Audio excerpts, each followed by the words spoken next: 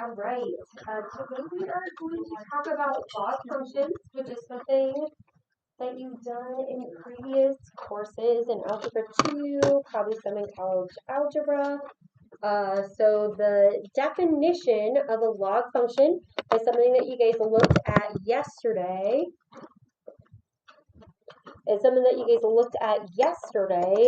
In your intro packet.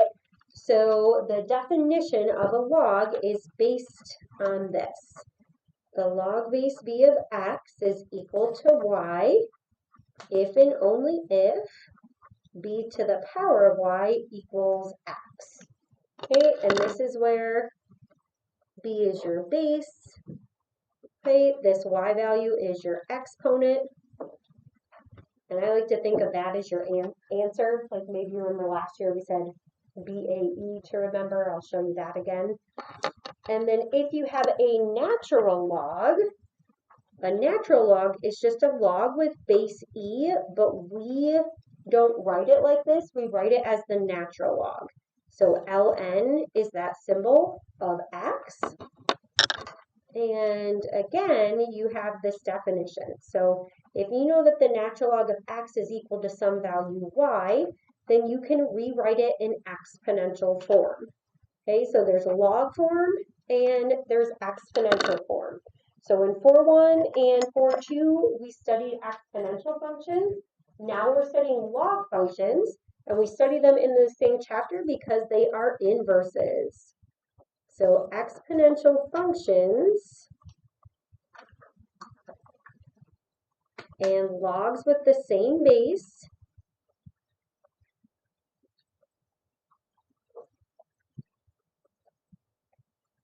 are inverses. Okay, so exponential functions and log with the same base are inverses. Okay, an example would be y equals 2 to the x and log base 2 of x. Those two functions are going to be inverses, and we're going to investigate that on the graph today.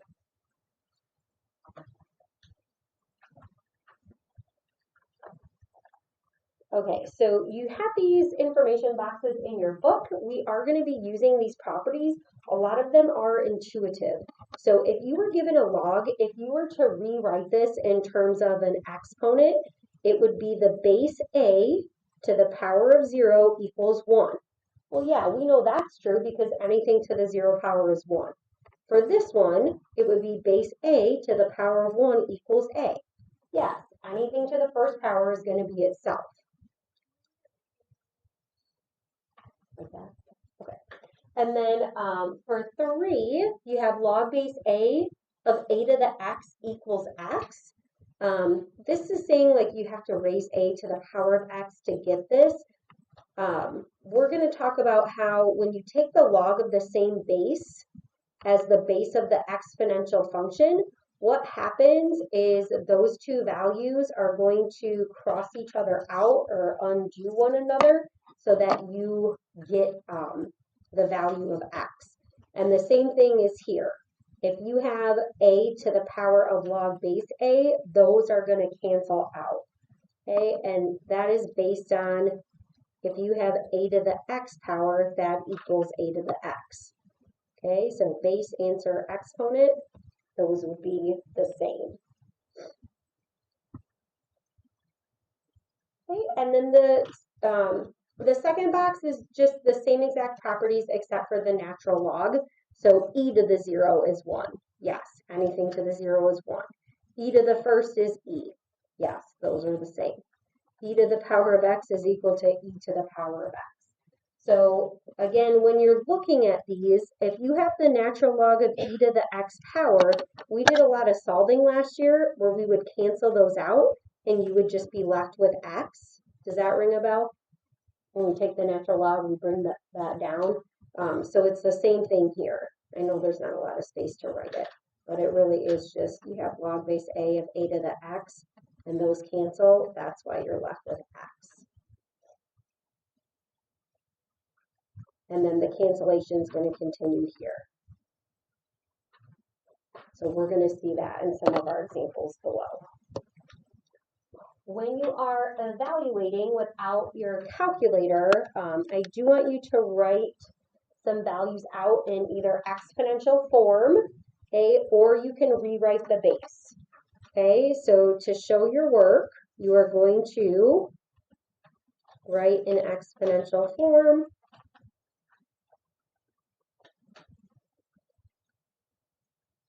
or with the same base. And I'll show you exactly what that means.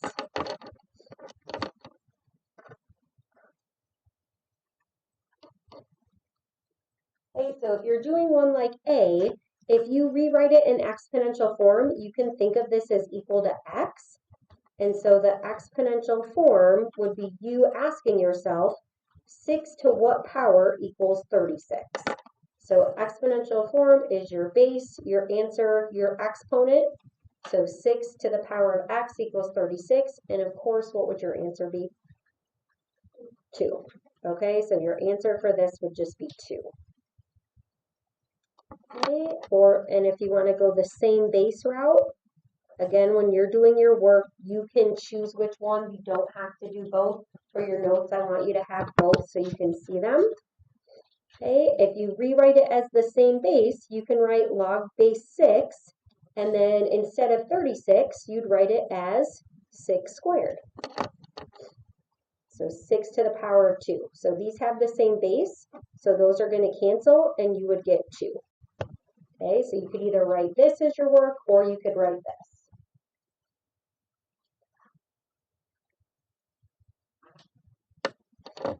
All right, so then for B, I want you guys to write the exponential form and see if you can come up with the answer for x.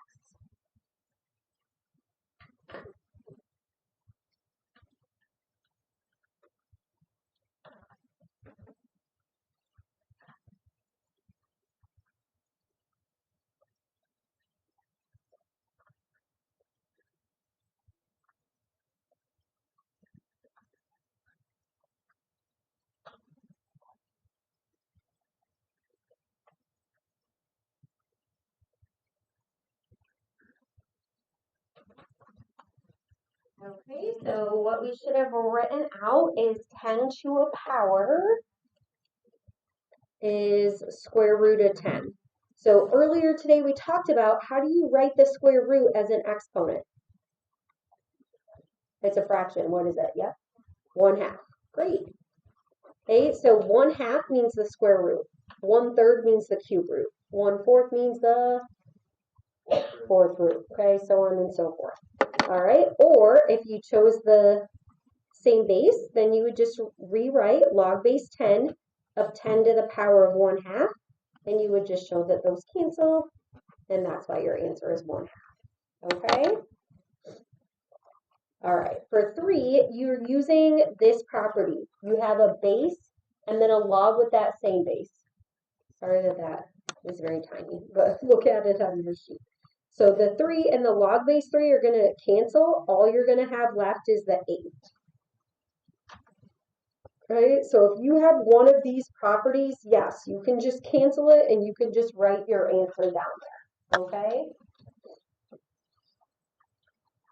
All right, and then for this one, if we're doing this without a calculator, let's set up our exponential form. So 8 to the power of x equals 0.25. It's going to be a lot easier if we think of this in terms of a fraction. Okay, so if we write this as 8 to the x equals 1/4, one of our strategies is we can rewrite these with the same base. So with your row, I want you to find a way to rewrite 8 and 1/4 with the same base value. Okay, so for 36, we wrote that with a base of 6. Okay, this has a base of 10. So think about what you want your base to be. You don't have to even write anything down. I just want you to have a conversation with your row about it. You don't? You don't?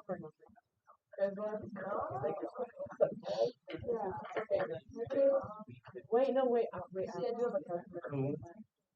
I'm thinking of the wrong concept. No, you don't give me that. I was like, what? I was laughing.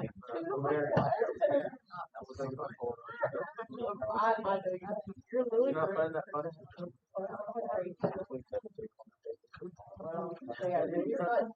No, you said your joke too. You said your joke wasn't funny. That's why you don't laugh.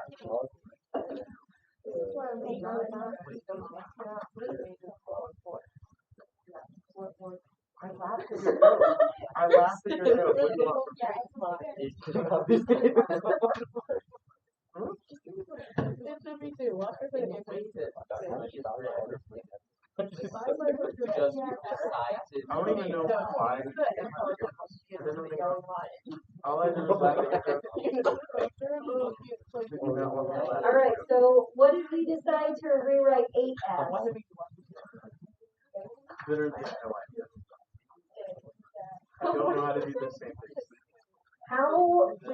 Yes, you can rewrite it with a base of 2, okay? Because 2 to what power is going to be 8? So it's okay with Yeah, so 2 to the 3rd to the power of x, great.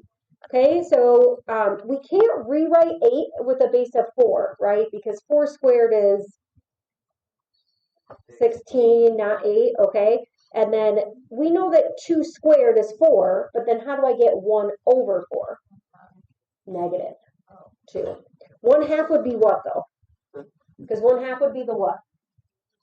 Yep, the square root. So if you want a fraction, we go for a negative exponent. Okay, if we want to take a root, we go for a fractional exponent.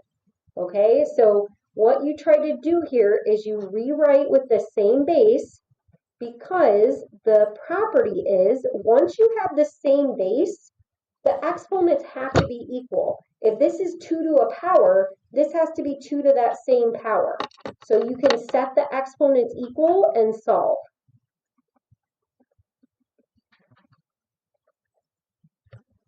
Okay, so the exponent, my power to a power, this is the same thing as 2 to the 3x equals 2 to the negative 2.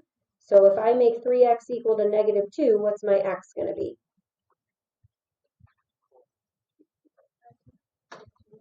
Negative 2 over 3. So you just divide both sides by 3.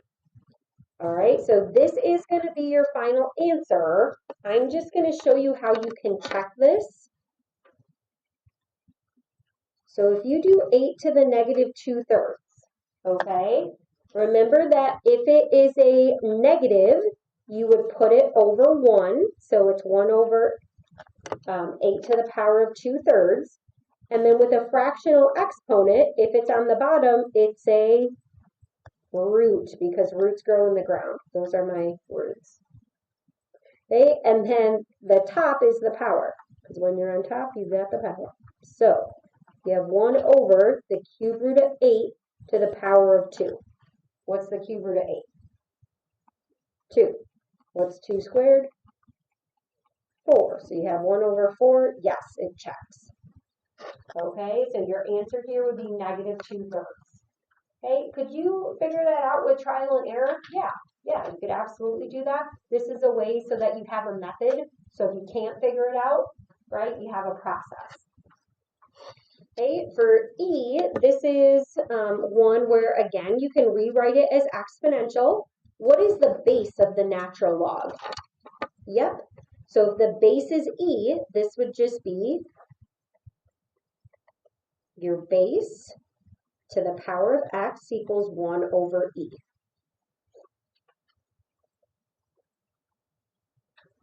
And in that case, what would your x be? Negative 1. Good. Because to the first power would be E, to the negative 1 would be 1 over E. Okay, you could also write it as the same base, where you could write it as the natural log of E to the negative 1. If you recognize 1 over E is E to the negative 1, those would cancel, same thing.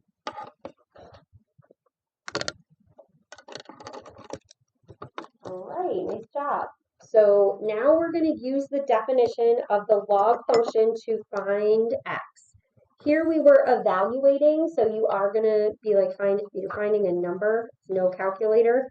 Okay, so I want you to have some type of work there.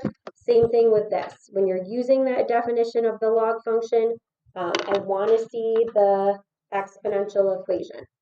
Okay, so use the definition to find x. You're making your thinking visible by writing out the exponential equation. Okay, that doesn't mean that you can't do it in your head. That just means on your paper you're going to be writing out your base, your answer, your exponent, and then find x. Okay, so I want you to try all three of these. You can do that with your table, or if you want to try it yourself first and then check in, you can.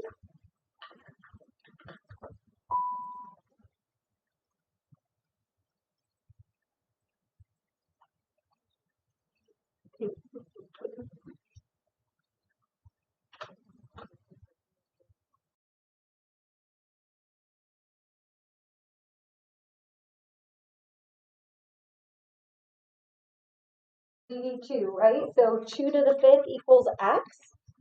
Okay, so 2 to the 5th is going to be 32, so that's going to be your solution. Okay, 3 to what power is 243? Okay, so you're doing this without a calculator. This is how I would approach it. We all know that 3 squared is what? 9, which means 3 to the 4th is just 3 squared times 3 squared, 9 times 9, which is 81. So then if I want to find 3 to the 5th, I just do 81 times 3. So I could do 80 times 3, which is 240, 3 times 1, or you could just do this old school. Okay, you get 243, which means your answer for x is 5. Okay, and then for C, again, we're doing base, answer, exponent. Base, it's equal to 8, exponent here. Okay, that's when you're going from a log to exponential. All right, so what we have to do is remember how to solve this. I'm going to put part C over here. What can I do to both sides? I'm trying to get x to the power of what? If I'm solving for, if I want x, what's the exponent on an x? 1. So what can I multiply by 3 over 2 that would give me 1? 2/3, the reciprocal. So what you have to do is you have to raise each side to the reciprocal. Okay, so I want you to give that a try.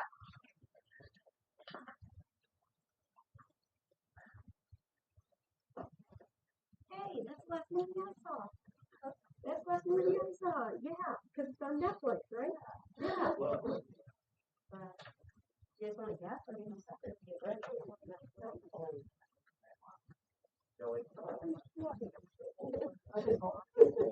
Okay. I think the line would be 3 for 1. There's no way that can happen.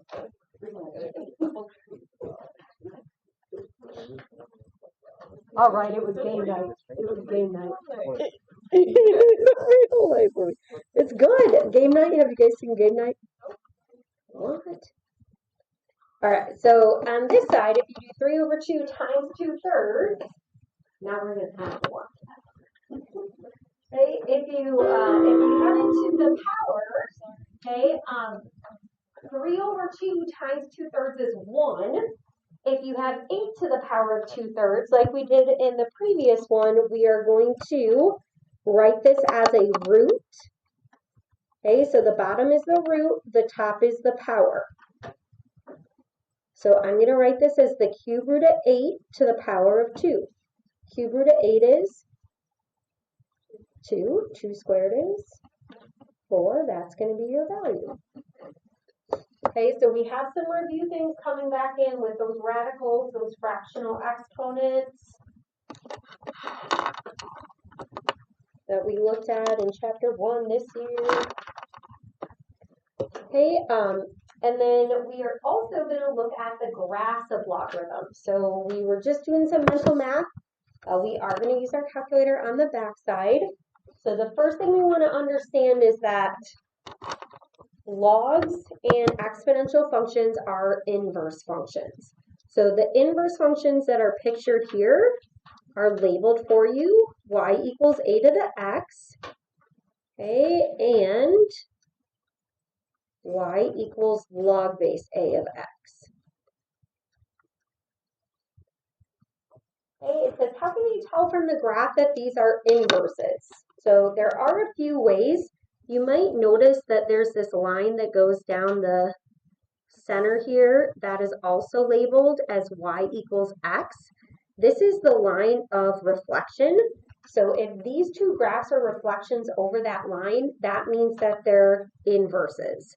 So from looking at the graph, if they're reflections over the line y equals x, that means that they're inverses.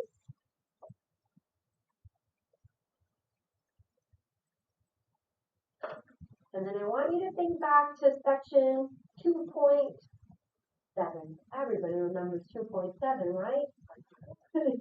We studied inverses. So you had to find your inverses. Whenever you were finding an inverse, do you guys remember the first step? Yeah, you're switching your variables. You're switching your x and y. So if you look at a couple of points on this graph, okay, this point would be 1, 0. This point is 0, 1. Okay, so the x and y values are switched.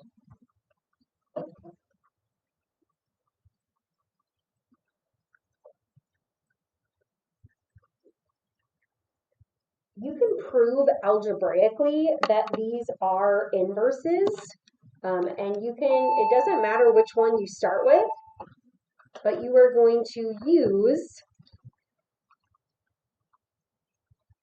some of the properties we talked about on page 1. And we're actually going to answer question 4 first because we're going to talk about it in 3. So what is the crucial step when finding an inverse? It's what we just said. You're going to switch the x and y variables.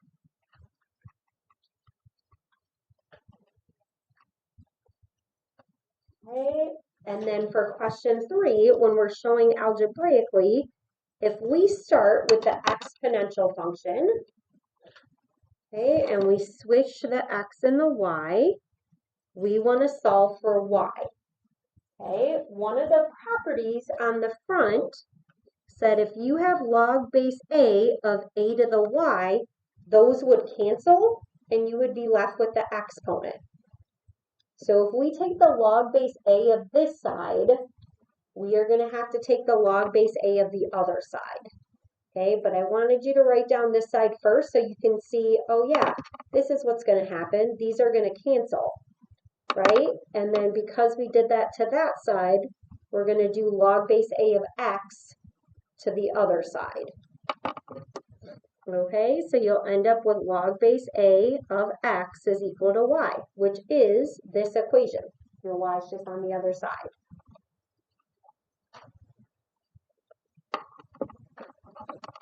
All right, and then we're going to do it the other way as well, where we're going to start with the log, and we're going to prove that when we switch and solve, you are going to get the exponential function.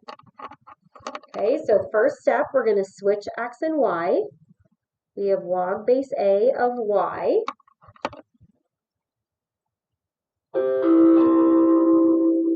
And then I want you to look at the first page. We're going to look at those properties so we can see how they relate to this solving process. So in the first one, I used this property here. We had log base a of a to the x that canceled out and made x. Now we're going to use this one.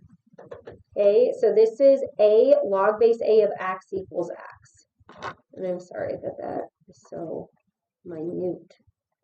Okay, so if you have a to log base a of x, these are going to cancel. That's why those end up being equal to x. So this is called exponentiating. So you can raise this as a power.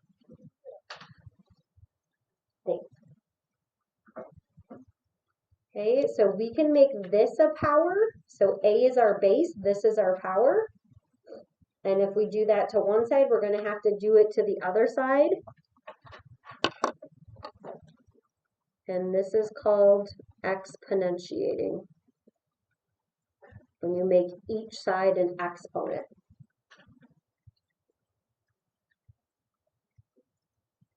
And again, the reason why we do that is so these can cancel out, and then what would you be left with on that side?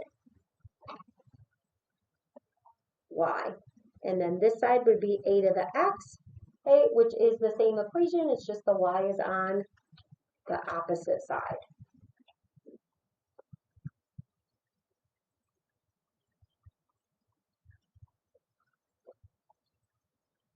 Okay, so eventually we'll get into more solving techniques. We are going to focus on the graph today. We'll be focusing on solving for the rest of the week. So 5 says, based on your response to question 4, which was that the crucial step for the inverse is switching the x and y variables, what do you think happens to the domain and range of inverse functions? What's the domain tied to? The x values. The range is tied to the y values. So what do we think is going to happen? Those are going to switch. That's right. Okay, if the x and y switch, the domain and range of the inverses, they are also going to switch. Okay, so think about how this is going to be implemented with the logarithmic function. Okay, the domain of the exponential functions was always what?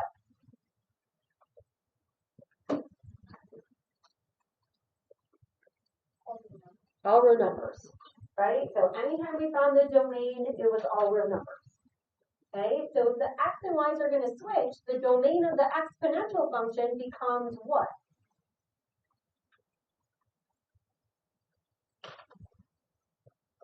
Yeah, but what's going to be all real numbers? So the domain of the exponential function is going to be the range of? The logarithmic. Yeah, the range of the log function. Good. And yes, they're both all real numbers. Okay, so the domain of exponential was all real numbers. And that now means that the range of the logs is going to be all real numbers. Okay. Now, the range for exponential functions, that varies depending on the situation. So now the domain of the log function is going to vary depending on the situation. Okay, so we are going to graph the functions. We are going to be writing out our tables on our notes. So for the first function, we have f of x equals negative log, and sometimes they're going to write base 10 of x. Other times they're just going to write the negative log of x. So we just have to remember that. So that's the common log with base 10. So if they just give you negative log of x, okay, that is going to be the log that you're going to use. So we're going to go to y equals. You do have to use the negative key, and this is the log of x. Okay, and then let's just go to our standard window, so zoom 6. Okay, I told you earlier that sometimes your calculator lies to you, depending on what calculator that you have for the other ones. For the log function, your calculator is always doing its best, but it can only do so much when these numbers get really small, and it doesn't know how to write that function. So even though it looks like it stops here, that's not true. Okay, this line extends to infinity, which is why it's all real numbers, because it goes to positive infinity and it slowly goes to negative infinity. So what we're going to do is we're going to look at our table.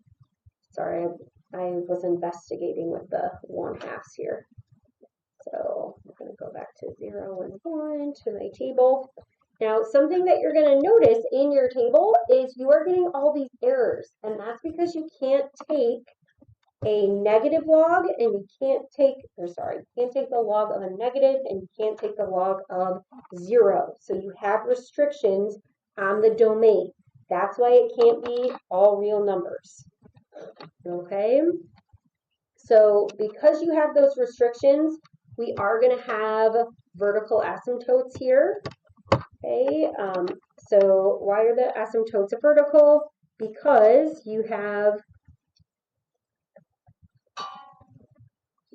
restrictions on log functions, which is you can't take the log of 0 or negatives. I'll say or negative numbers there. Okay, so why are the asymptotes going to be vertical here? Because there are restrictions on log functions. Okay, so this is one more thing we're going to add now to the domain. So domain restrictions, can't have 0 in the denominator, can't take the even root of a negative, and you can't take the log of 0 or negative numbers. Okay, we're going to add a little bit more to that as well.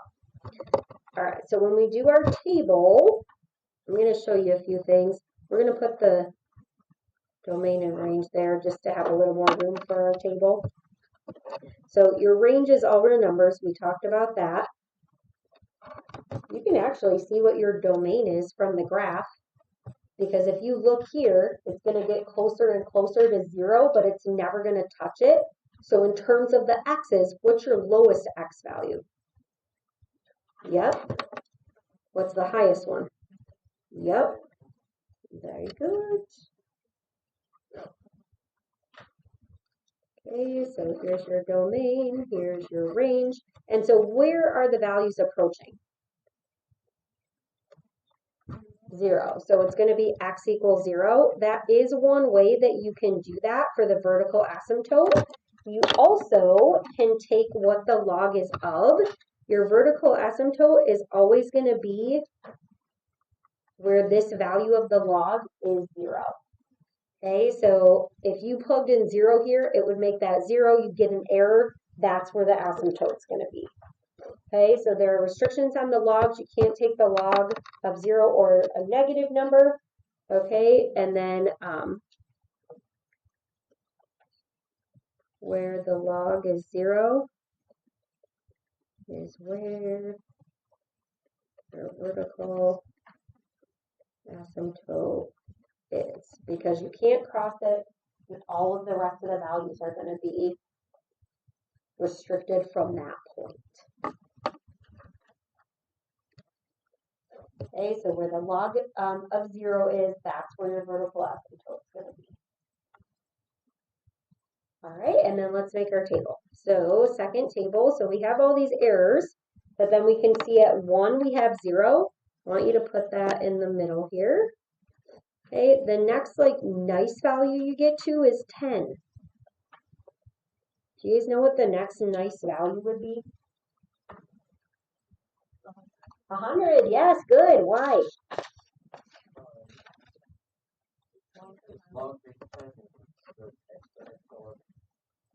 Yeah, it's log base 10, right? Okay, so if you do negative log of 1, that is based on 10 to what power equals 1, and it's 0. If you have negative log 10, that's based on 10 to what power is, oh, sorry, and you have the negative in front. 10 to what power would be 10?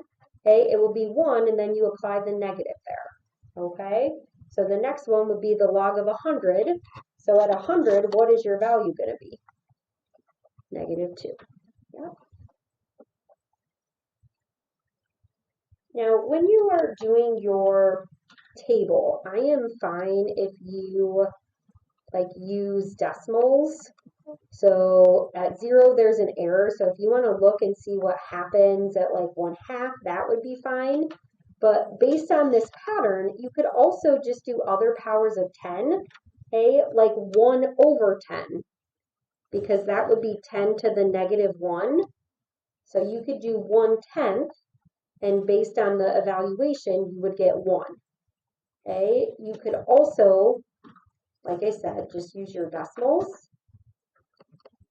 So if you want to see what happens at 0.5, how at 0.5, which would be – 0.5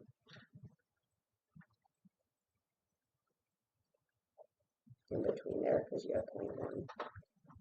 I'm just going to put it here. Okay, and then we can go ahead and we can graph those, or you could do 1 over 100, and that will get you 2. All right, and then we are not going to fit 100 on here, but we will fit 10. So let's go by 2s, 2, 4, 6, 8, 10 for the x's, okay? For the y's, though, you can just go by 1s.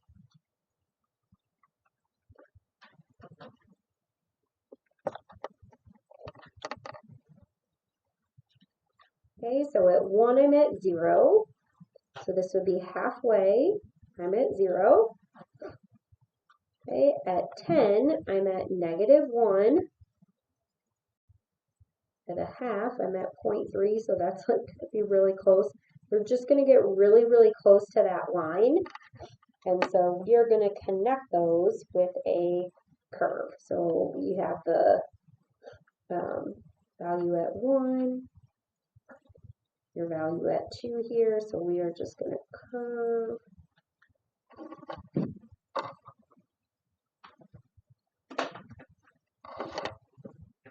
And then we are going to put our asymptote on there, and we're going to label it. Okay, so x is equal to 0. Okay, and again, for your homework, you don't have to write out the table every time. You just need to have a couple of key points on your graph. All right, and then for the next one, we're doing 1 plus the natural log of negative x.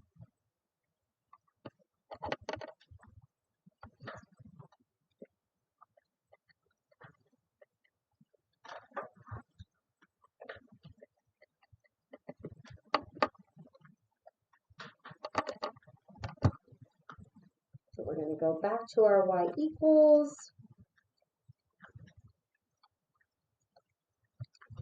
So we have 1 plus the natural log of negative x. Okay, we can go ahead and graph it so we can see the shape. Okay, so again, your range is going to be all real numbers. You can find your domain from your graph.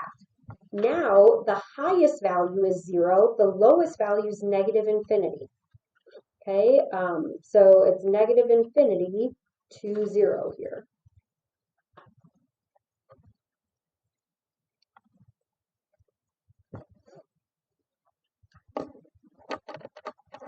To find the vertical asymptote, you can always take whatever's inside the log, which is negative x, set that equal to 0 and solve.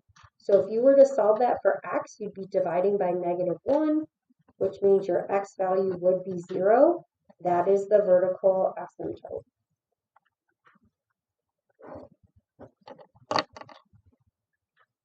Okay, and then let's go ahead and explore the table and see what we want to put on our table here.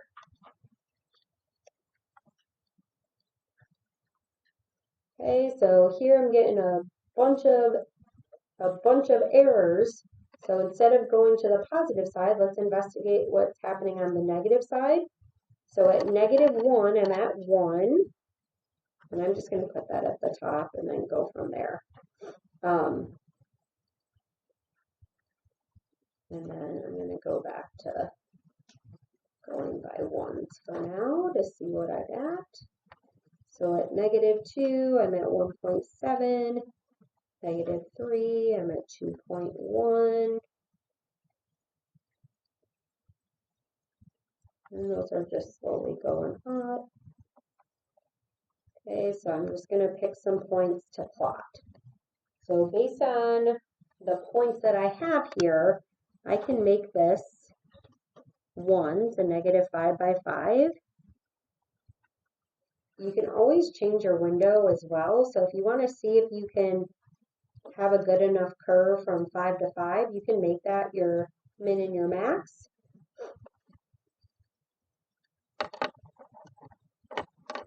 Okay, so at -1, I'm at 1.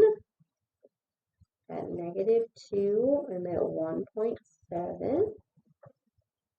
-3, I'm at 2.1.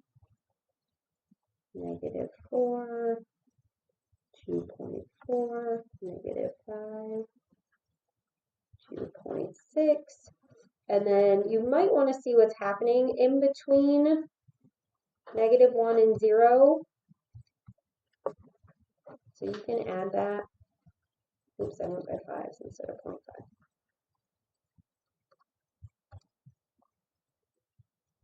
Okay, so at -0.5, I'm at 0.3.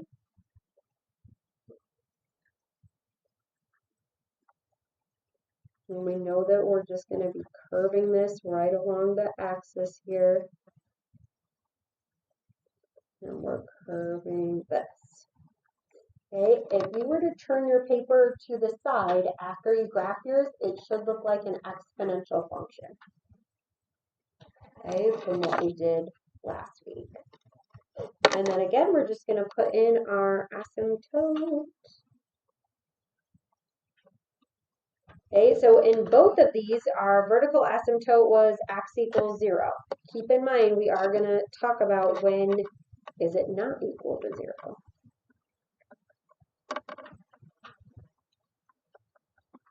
Okay, so for this, we have y equals log base 3 of x minus 1. When you're putting this in your calculator, most of you are going to be able to go to math and choose option A, which is the log base.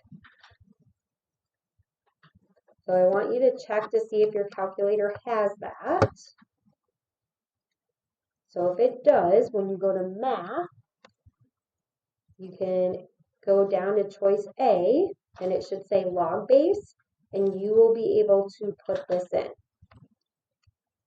Okay, if your calculator doesn't have that, you do the change of base formula, which is if you have log base b of x, you do a common log of x over a log of the base. So if you have this, you don't have to put the other one in. Okay, I'm just going to show you that these are the same. So you could do the log of, this is x minus 1 divided by the log of 3. Okay, and when I graph mine, you're going to see if one is going to cover the other one. Okay, so I'm going to go to zoom 6. There's my first line. My second line covers it exactly. Okay, so we're going to do our table.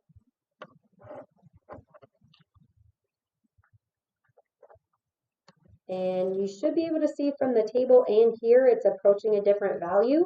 If you want to find the vertical asymptote first, you just take whatever the log is and set it equal to 0. So if x minus 1 equals 0, x equals 1, that is your vertical asymptote.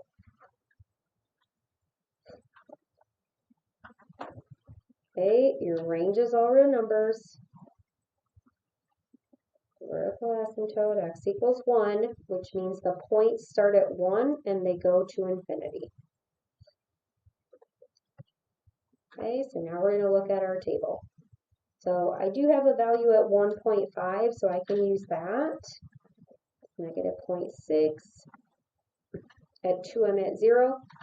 You can see both parts of this table are the same. At 4, I'm at 1. And at 10, I'm at 2. So those are going to be my values. So I want to go by 2's here. So 2, 4, 6, 8, 10, negative 10. But I can get away with going by 1's on my y, so I will do that. I'm going to put in my asymptote first, or else I might go past it, because I'm going by 2's.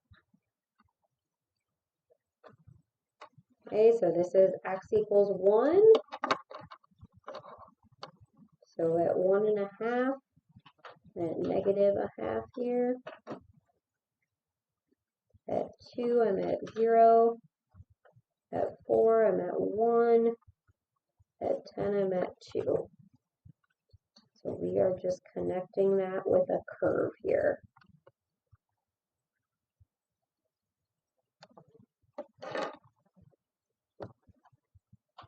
Okay, so this is the only one where we had a vertical asymptote that was not equal to 0. Okay, and that is because there was a value added or subtracted to what was inside the log. Okay, so when there is a value added or subtracted to the log.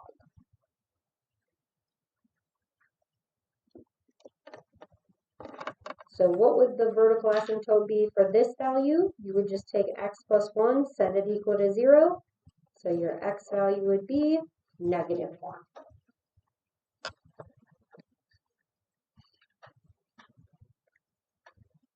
Okay, and we have an application problem with natural logs that we're going to look at.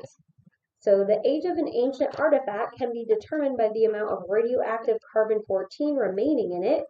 If d sub 0 is the original amount of carbon-14, so the original, and d is the amount remaining, then the artifact's age in years is given by this equation.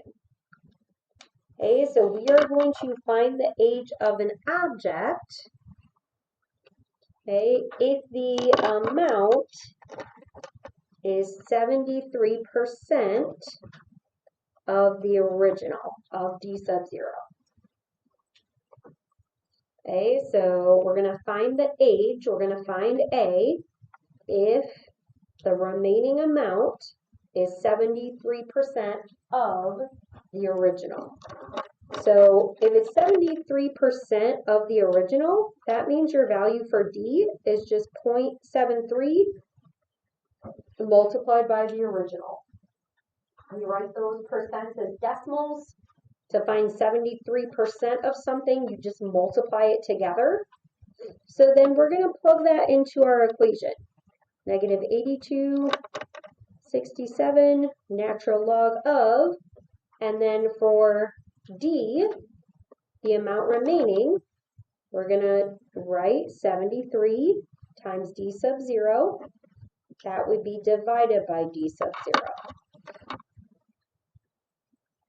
What nice thing happens in this equation?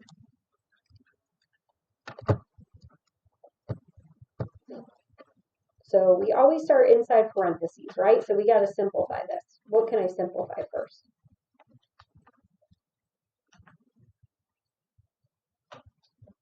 We have 0.73 times d sub 0 divided by d sub 0.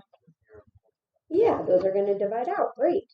Okay, so those are going to cancel. And then all we're going to have to calculate is this. Okay, so we're going to do -82.67 times the natural log of 0.73. Okay, and we're going to round to the nearest year. So this is going to be about 2,602 years. That's going to be your age, the age of the artifact.